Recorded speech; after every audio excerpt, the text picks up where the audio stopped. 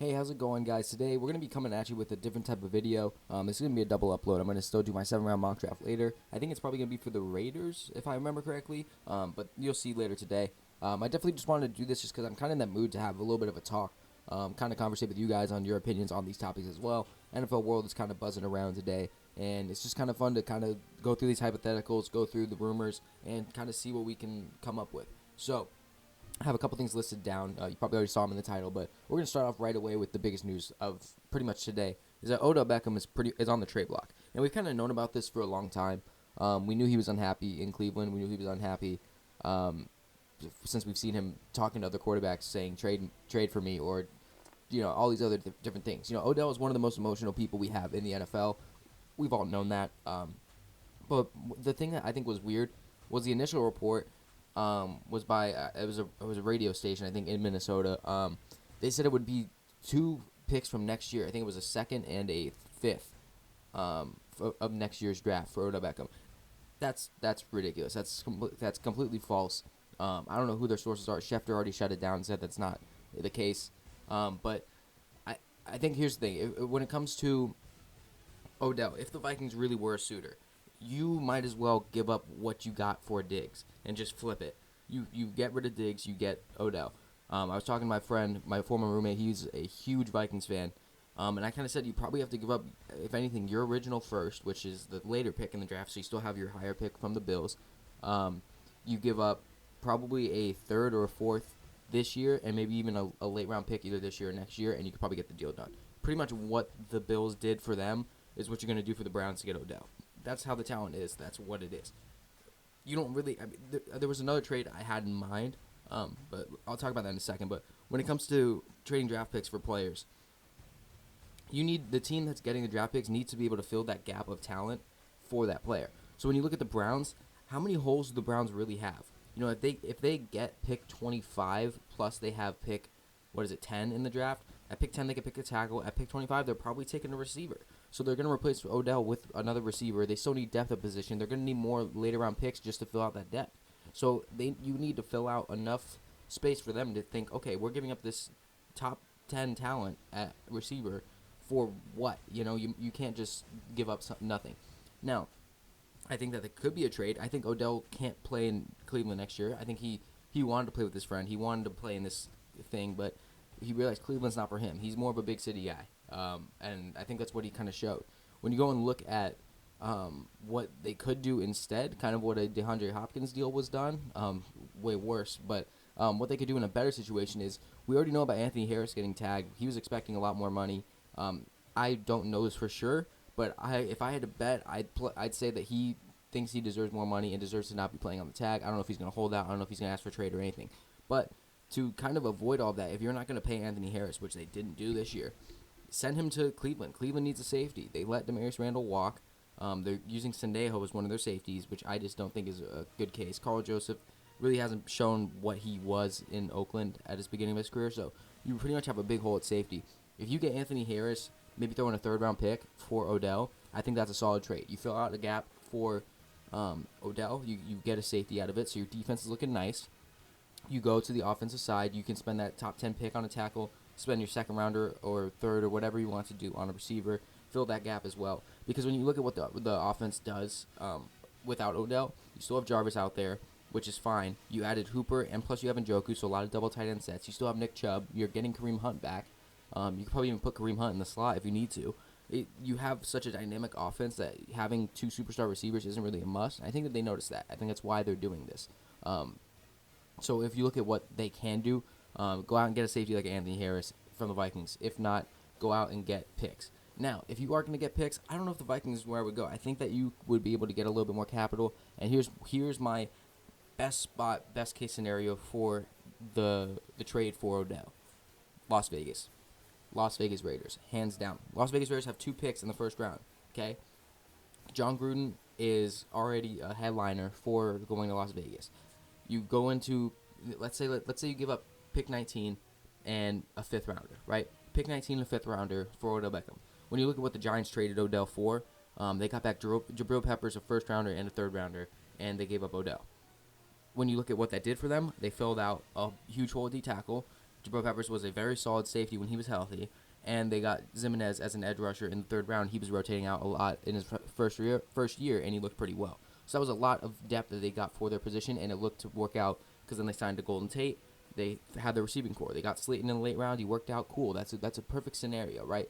So when you look at what they could get from Odell now, obviously you're not going to get back what you already gave up, in my opinion. Odell is not the same player, the same value he was when he left New York, right? He's a little bit lower than that. He was a top 5 receiver leaving New York. He's probably top 10 at this point. You send him to Vegas, pick 19, 4th round pick. The 4th pick can be this year or next year. It's really up to the Browns. It's really up to whatever it is. But when you look at what that does for both teams, you get pick 19 as the Browns. So now you have pick 10 and you have pick 19. What you can do with that is, like I said, fill out receiver. So at pick 10, you can go receiver, 100%. You can go get CeeDee Lamb. You can go get a Jerry Jeudy. You can go get whoever you want. Whoever's on the board, go get them. You could still go for tackle and try and get a top tackle like a Mekhi Becton, Andrew Thomas, whoever's still on the board at that point. But when you do that, no matter which way you do, you go either way. So then, if let's say you get CeeDee Lamb on the top, first of all, you just replace Odell Beckham with probably another superstar receiver, in my opinion. Then you go into pick 19, probably get a Josh Jones if he's still there. If he's not there, go get maybe an Austin Jackson, Ezra Cleveland, Isaiah Wilson. There's other guys that you might have to reach on. You can even trade down. There's many different things you can do. But what that does for the Raiders and why the Raiders would do this thing is you're going to a brand new city, Las Vegas, right? The last team that started up in Las Vegas went to the goddamn Stanley Cup their first year. Their very first year. These are high expectations in Vegas now. You're going there. They want to produce winners. They want to produce everything. They want to get money. It's Vegas, you know? If you get Odell Beckham to Las Vegas, those jerseys are going to fly off the shelves. First of all, everyone's going to be wearing number 13 jerseys. There's no more Josh Jacobs jerseys. There's no more Derek Carr jerseys. There's no more Vontaze Burfict jerseys. I'm just messing around. But there's so many different things they can do. So when you look at what the Raiders can do now at pick 11 is what they have for 12. Pick 12, they don't have to waste that on a Jerry Jeudy or a CeeDee Lamb or anything. They just got Odell Beckham. Now they could fill out another hole, maybe a defensive hole. They can get an edge rusher. They can get a linebacker. You know, go after a Patrick Queen. They can do all these different things. A corner, C.J. Henderson's probably on the board still. I mean, there's a lot of things you can do as Vegas. If you send that, you're not really giving up anything because you're getting Odell Beckham. When you get Odell Beckham with Tyrell Williams there, you got Zay Jones still there, Hunter Renfrow, they signed somebody as well. Nelson Aguilar as well. That's a really good receiving core, to be honest. Derek Carr should have no problem throwing to those people. You have Josh Jacobs still there. Darren Waller was an absolute superstar last season. Offensive line was looking pretty solid. Obviously, it's aging, but it's good. That's going to be a good trade for not only the Browns, but for the Raiders. If I'm the Raiders, if I heard Odell's on the trade block, if I'm Mike Mayock, I know what I'm doing. I'm saying, hey, I'll give you 19 in the 4th, and they should be like, that's a good deal. We'll send him your way. And that's how Odell gets traded. I think that's the best case scenario for Odell because Odell's going to be in Vegas. That's a big city there. He's going to be the face of the Sin City. He's going to be the face of a brand new franchise, basically, because they're relocating there. This huge stadium. All the eyes are going to be on the Raiders next season anyway because this is the first time a team has moved since the Rams went to L.A., you know? So it's the Chargers went to L.A. too, but they were in San Diego. It's just the same thing, you know? So this is the first time that like a team has moved, especially because this is Raiders. The Raiders have been in Oakland so long, you know, that is like the home. The Coliseum was so old, the black hole and everything. Now they're going to this brand new Death Star Stadium in Vegas. You're going to want to sell out the seats. You're going to want to sell out everything, and they probably already will. But you get Odell there, there's going to be a lot more bandwagon fans for the Raiders. You're going to get talked about on the radio. Hey, are the Raiders a Super Bowl contender? Hey, are the Raiders this? They're going to get the Browns hype from last year. They're going to get it this year. And I think that is going to be super awesome for both teams. The Browns, in the end, they might get looked at as like a crappy player or whatever in this. I think they're still going to be solid. I think that they're getting good depth there, like I said, at pick 19. They have a lot of different options there. So that's why I think the Odell Beckham stuff should be. Obviously, we're doing 10 minutes on Odell, so I'd rather move off it. I got a couple more topics to talk about. I'm trying to keep this as short as possible, but also just kind of want to hear your thoughts. So let me know what you think. Send me some trades in the comment section below. Let me know who you think Odell should be traded for. I think that there's so many options out there that plays teams that need receivers. Chargers could use depth. Jacksonville, 49ers even. There's a lot of different things that could happen. So let me know what you think about it in the comment section below. Let me know your Odell Beckham trades, and we'll move on to the next topic. Next thing I've listed down is Joe Mixon. He got reported today that he's going to hold out if he doesn't get a new contract from the Bengals. Now, I think everyone's got a big head nowadays, man. And Mixon should probably talk to Melvin Gordon before he does this because I think Mixon's a solid player. I really do. I think he's a fringe top 10 back. I think he's probably closer in the top 10 than he is out of it. Probably around that 10 range, in my opinion. But here's the thing. He's had off-the-field issues prior, right? So the Bengals even having him is a huge thing. When you look at what he did last season, right? Last season, he had 278 carries for 1,137 yards and 5 touchdowns. It's not a bad year. Touchdowns are really low, but, it happens. What he did in 2018, though, he had about almost 50 or 40 less carries, had more yards, had about 31 more yards, and 4 more touchdowns, or 3 more touchdowns, sorry. He had a better year in 2018. I mean, obviously the Bengals did too, but he had such a good year in 2018. He regressed last year. So why would the Bengals be like, okay, we'll pay you $15 million? Normally McCaffrey just got the biggest bag in NFL history. You think Mixon's not going to think that he's worth at least 15? It's not worth it to the Bengals. It's really not. If you look at what you have in your depth, I think that you have a lot of depth at the running back spot. If I'm the Bengals and I'm like, I don't know if I want to pay Mixon, draft a running back this year. This is one of the deepest running back classes and the cheapest running back classes. DeAndre Swift, Jonathan Taylor, J.K. Dobbins, those are all first-round grades, 100%. In any other draft class, they would be first-rounders. Last year, Josh Jacobs would have fell to the third round with these guys if they were in the class, because that's how good these players are. But why are they falling in the second round? The need isn't there for a lot of teams, and the talent level is just so high at other positions. It's such a stacked draft class, prospect-wise. 5 years later, we might say, wow, this is one of the worst draft classes we've ever seen. We don't know. That's the whole beauty of the draft. But if you can get a freaking J.K. Dobbins in the second, as the Bengals, I mean, you pick, 30? You can get anyone. DeAndre Swift in the second round. There you go. Trade Mixon if you want. I think Mixon's in the wrong place to be asking for this, to threaten a holdout for it. You could say, hey, I want to get extended. This is my price tag, and start working on it right away. That's cool. To say you're going to hold out after the Bengals are about to get Joe Burrow, A.J. Green back, they just signed all these players on the defense and offense. I mean, for you to say that you're going to hold out, why would the Bengals now, at this point in time, wait on you? Now, the Bengals aren't the best run organization, so we never know what's going to happen, but there's no reason that they would wait on you. I'd waste a second-round pick on a DeAndre Swift, make him my star running back, get Joe Mixon out of there for a team that wants to win. Because I don't see a reason why Joe Mixon should be holding out. And I think it's a Melvin Gordon situation. Melvin Gordon held out last year thinking he had leverage, thinking like, hey, you're not going to win without me. Freaking Austin Eckler went in there and beasted out. Now Austin Eckler's getting paid more money than freaking Melvin Gordon is, And it's one of those things where it's like, man, you got to be smart with it. And I don't think Mixon's being smart with it, especially because of everything that's happened with him throughout his career. I mean, in college, we've seen the video. We've all seen the video. If you haven't, just look up Joe Mixon video and you'll probably find it. It's not like he's this elite back, He's very good, don't get me wrong.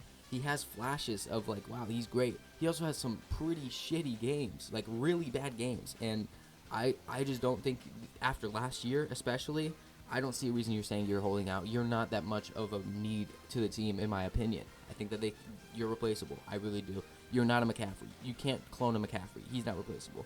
Saquon Barkley, pretty hard to replace, It's going to be pretty hard to nail somebody like that. Ezekiel Elliott, they paid him because he's pretty hard to replace. He fits their system and their fan base so well.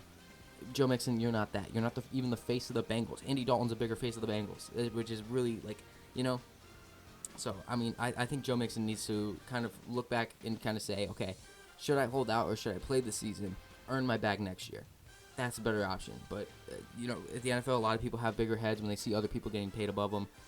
So we'll see. A lot of people think they're a lot better than they actually are on the field as well. So maybe he saw McCaffrey and was like, oh, I'm better than McCaffrey. I don't know what he's saying, but it's just one of those things where I think you gotta keep your head on straight, especially during these times. You gotta be able to not really just kind of lay low right now. Just kind of let things play out. And Mixon's not doing that, but we'll see what happens with that.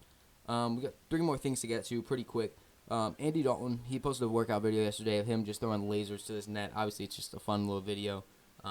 People are going to overhype it as well, but I kind of wanted to talk about it just because I don't see a reason why the Patriots don't trade for him, or at least sign him when he gets cut by the Bengals when they draft Burrow. When you look at what Dalton can do, we get caught in this thing saying that Dalton's the worst quarterback. He's not a good starter. And while that may be true, it mostly true in Cincinnati. When you look at what he did, I mean, he led them in the playoffs many years. That organization has never really had his back. That organization has never really had anyone's back. They're not really run particularly well. Marvin Lewis was their coach for 16 plus years. Never won a playoff game. I mean, that's not something that you have. He's one of the worst coaches to ever head coach in the NFL because of that. So how bad really is he? A.J. Green wasn't there last year. The team has been poorly run. I think that if you get him to a really good coach, I mean, even last year he was with Zach Taylor, first time NFL coach, and Zach Taylor didn't really impress me. I mean, they're the first overall pick. Zach Taylor might be fired after this season if this season doesn't go well. So when you look at what Andy Dalton could do with a Bill Belichick, I think that's a perfect quarterback to fill in that Tom Brady role. You don't need to take a risk on a young guy developing him. You can take that risk. Maybe draft Jordan Love and develop him, or have Stidham still develop if you like Stidham, But you look at what Andy Dalton could do for you. Well, he's going to go in there and do what he can do. I mean, he's going to have it's a way better offensive line than Patriots. He's going to have a lot more protection. He's going to be able to throw the ball well. He's got a young receiver in N'Keal Harry. Jacoby Myers is still progressing. He looked pretty good last year. I think you still have Sanu. You still have Edelman. As long as Edelman's still there, I don't know how long he's going to be playing, but the defense is still above average. It's not as elite with the losses that they took, Van Noy leaving, but I think that this is a team that's very solid. I mean, the Patriots are still a good team. They just need to be put together well, and I think that they need to make something happen, and Andy Dalton is going to be cheap.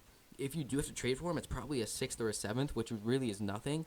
If not anything, you can sign him for probably a minimum contract in free agency, and I think that he will be really good. I think that astronomical, I can't say the word, but astronomically good compared to what you could have from Stidham or Hoyer, So getting a guy like Andy Dalton to a good system, Belichick coaching him, I think that would be insanely good. I mean, you look, Brissett has been insane coming out of the Patriots. That's why he was with the Colts for so long, being the starter. Obviously, Philip Rivers is the starter now. Garoppolo is one of the best quarterbacks we have in the NFC at this point because, I mean, he's a Super Bowl quarterback now. He's always going to have that. He played in the Super Bowl.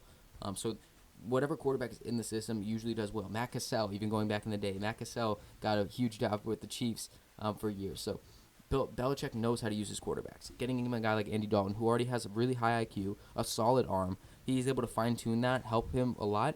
I think that's going to be great for Andy Dalton. I think he should be going to the Pats. 2 more things. Reports came out today. Falcons want to move up in the draft. I think that's going to be kind of weird for them. They don't really have too much capital to be moving up like that. I think they were at a solid spot, pick 15. I think that there's no reason they should be trading up. But the reports are that they're talking to a lot of players that they think will be gone by their pick, and they're liking a lot of them. So I think that they have a lot of holes. You don't really have anybody in the secondary. You need some edge rushers. You lost Tack McKinley. You have a lot of injuries usually in the middle, so you need some linebacking play. You need some safety play to kind of combat that. You look at the offense, definitely could use another receiver. You don't have a tight end to replace Austin Hooper right now. The offensive line is still poor, even though you drafted some guys. Hopefully they pan out in year 2. Even Matt Ryan's getting old, so it's like Todd Gurley's on a 1 year. There's a lot of holes to do. I don't think you should be trading up capital. I feel like you should be trading down. But what this kind of says to me is that they're probably in love with a couple people who they think are going to be wrong. Either that be one of the best receivers in the class. Maybe they like a Henry Ruggs or a CeeDee Lamb or Jerry Jeudy, and they're like, man, we need to get one like that. Maybe they like another tackle. Maybe like a Mekhi Becton or Andrew Thomas. That's possible. Or maybe they really do think C.J. Henderson, because I've heard a lot of reports that C.J. Henderson's above Okudah on some boards, which to me I think that's kind of a little bit crazy. I think Okudah's so far ahead of the other corners, but Henderson's easily the number 2, and there's no one even in that that echelon with him. It's pretty much 1, 2, and then 3A, 3B, 3C, 3D. There's so many different threes, but I think maybe Henderson they think isn't going to be there at 15. They trade up for him. Maybe they trade up for Okudah. You never even know. So I think the Falcons, personally, I don't think they should trade up, but if they are going to be trading up, I think it has to be for a corner. It has to be for Henderson or Okudah. You might be thinking Okudah will slide down, which is possible, especially if the lines trade down and such, but to be able to move up in the draft, it takes a lot. It does take a lot. You're going to have to overpay for it, and I don't know if the Falcons should be doing that, especially with their roster at the moment. Last thing, I want to talk about Dak Prescott. This whole Dak Prescott house party situation has been so insane, and me and my friend, huge Cowboys fan, my best friend, and my brother, we were talking all last night about this, and I think the craziest thing about this is the absolute disrespect that Dak Prescott's been given this year. My friend, huge Cowboys fan, ride or die for the Cowboys. It's hard to be friends with him as a Giants fan, but I love him. What we talked about last night and what he said was a great point, is that we knew coming into the 2019 season that Dak was going to have a career year. It was destined. He had Kellen Moore at coordinator, who was going to help him throw that long ball. He had every tool. Zeke just got paid. He had every tool to be having his career year. He went out and did it. So now his price tag, if you would have paid him in the preseason, would have been 33. Now he wants 37. And on top of that, Jerry Jones and everybody is getting really stubborn. They're not wanting to pay Zach, which is weird because Dak has been the team. He fits that system so well. Do I think Dak will get $35 million at a different team? Probably not. I think he just fits the team so well. But you're looking at market value, and you're comparing that to what you think he's valued at. And it's the same thing for the Cowboys, which is weird because he's been a fourth rounder playing for less than $1 million every year, and he's been proving himself every year. He's gotten better every single year. He went from being a really good rookie season. He won. Did he win rookie? Yeah, he won rookie of the year, right? I don't think Zeke won it. He won rookie of the year, and it was like, okay, the key had a really good season, one of the best rookie seasons we've ever seen. Then you kind of saw, okay, but let's look at the flaws. He fixed all those flaws. His deep ball has gotten a lot better. He's able to use his legs a lot more. He's done so much in the NFL from a progression standpoint. I think right now he's the best quarterback in the NFC East, and I don't even think it's that close. I think that Wentz injuries have kind of held him back. We don't really know what we have in Wentz because everybody's been injured on that team. We don't know what he has when he has a healthy team. So we'll see what comes in next year. But Dak, I think, is by far the best quarterback in the NFC East. Probably even a top quarterback in the NFC. He's one of the best quarterbacks. He's top 10 for sure, in my opinion, for quarterbacks right now. To not pay him the money that he deserves, but not only that, slander him for having this house party that he's literally saying he didn't even have. He had less than 10 people. The pictures that were taken were at a restaurant. There's people that went to the restaurant, showed the pictures. Like, yeah, he's right.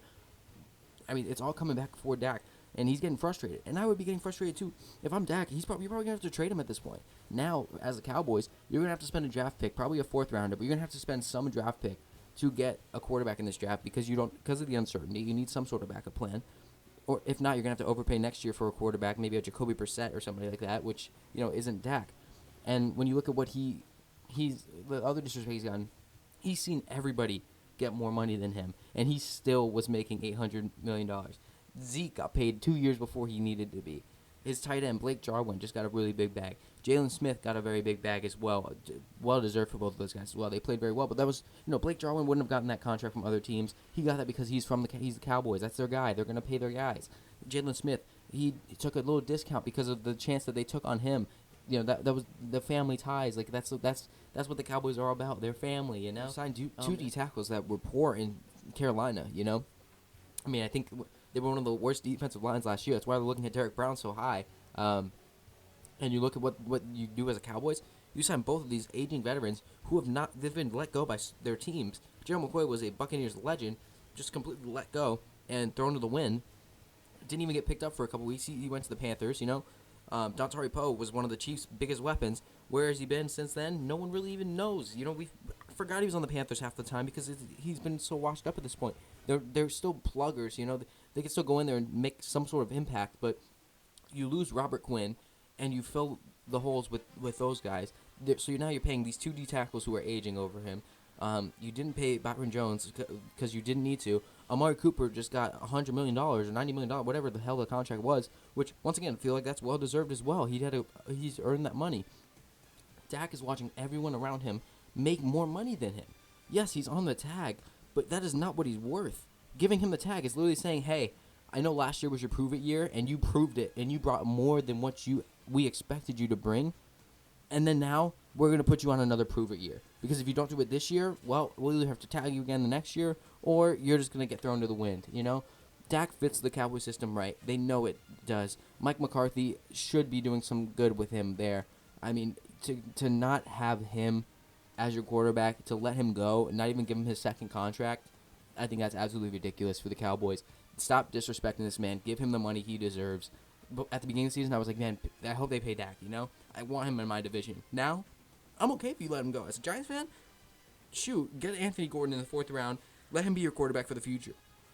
I'm okay with that. Carson Wentz is usually hurt. I'll take Nate Sudfeld, Dwayne Haskins, and Anthony Gordon as my competition in the NFC East. I'm cool with that.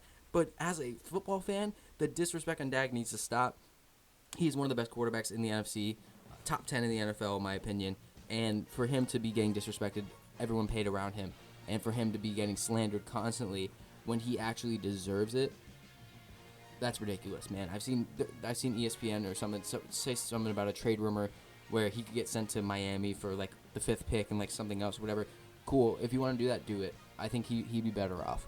But pay Dak. Just pay Dak. That's going to be it for the video, though. Let me know. I mean, this is longer than I wanted to. The Dak rant was a little bit long, but Let me know what you thought about it. Let me know in the comment section below your opinions on things. I love getting conversations with everybody. It does make me happy to be able to kind of conversate with everyone, pick everyone's minds as well. I think it's very fun. Look out for the Raiders mock draft today. Should be uploading probably not too long after this one. And, of course, if you did like the video, be sure to subscribe and leave a like. If you didn't, refresh the page. Check it out again. Let me know what you think about it the second time. Without further ado, that's going to be it from me. I'll see you guys in the next video.